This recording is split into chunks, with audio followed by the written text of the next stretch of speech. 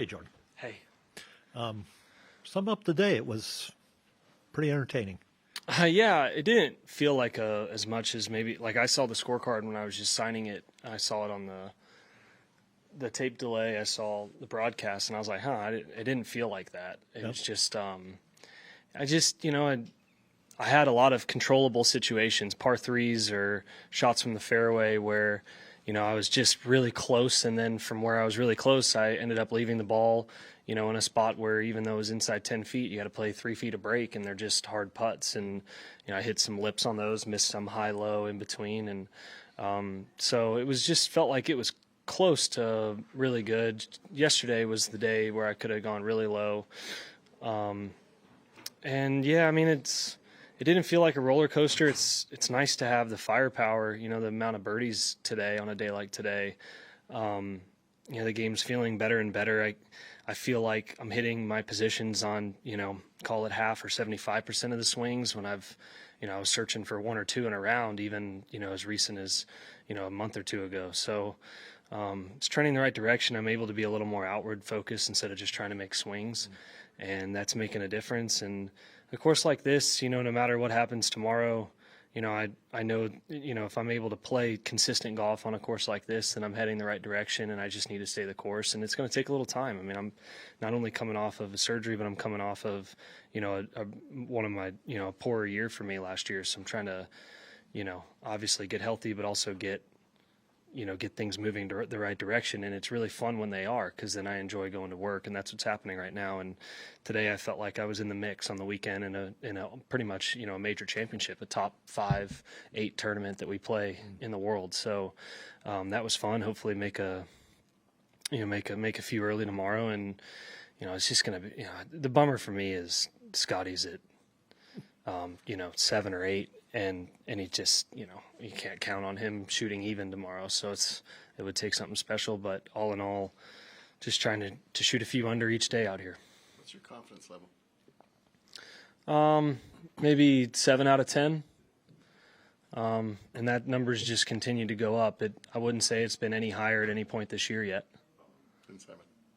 Yeah. There's and I know how to get it to a 10, and it's just more work. It's more of what I'm doing. It's just things move slowly. You mentioned Scotty. What impresses you most about him? And do you remember when you were in that zone? I mean, it just yeah. I mean, I can't even. I'm not going to sit here and say that I've ever, had the kind of ball striking or consistency that he's had.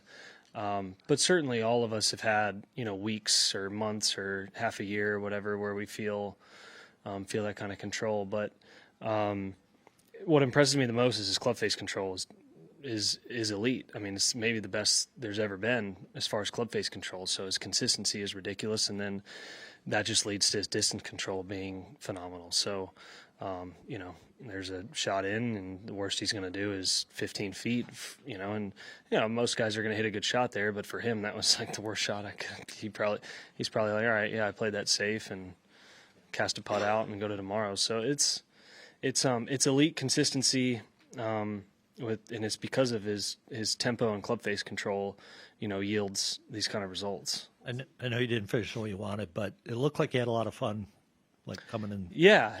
I mean, I'm trying to react less, trying to understand that, in a place like this that you're going to hit good shots that just end up a yard off and they're just dead, and then you're going to hit some that feed right into the hole.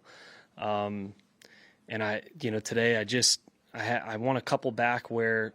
Not that I wanted to hit them, redo them to hit them close. I just wanted to miss them in the other place where I just wasn't quite tight enough on missing in the correct location, which is, I am in a place where I could do that. I just got a little bit, maybe too, looking at the pin or whatever it may be. And, driving it well enough to give myself enough chances tomorrow to play safe where I need to and take advantage where I can. So, that's the important thing out here.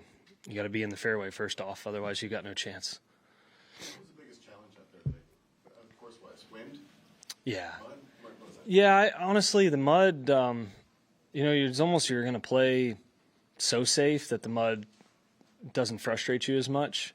You didn't play safe anyway, in other words, because of Yeah, I mean, then, just because par is even a better score than, when there's no wind, so you can kind of get over the mud. And it wasn't, I thought there was worse the first 2 days somehow. I thought today was going to be a disaster with it. And it was, at least for us, maybe earlier today it was worse, but I thought it was decently manageable, and it's got a chance to maybe only have a few holes tomorrow. But it was the wind. How much did the course change from the beginning of your round to the end of the round? Not a ton. The very end of the round here, as you can see, the flags aren't moving. So the wind, it died down, but it also shifted a little bit to the north from northwest, which makes 16, 17 play, almost straight off the left. And me and Tom, we both came up short on both holes because it happened out of nowhere and you can't go over the green.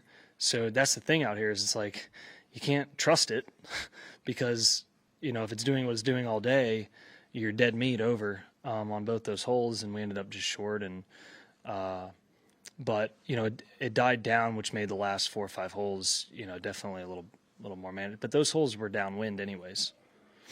Thanks, Jordan. Thanks, guys. Jordan, thanks.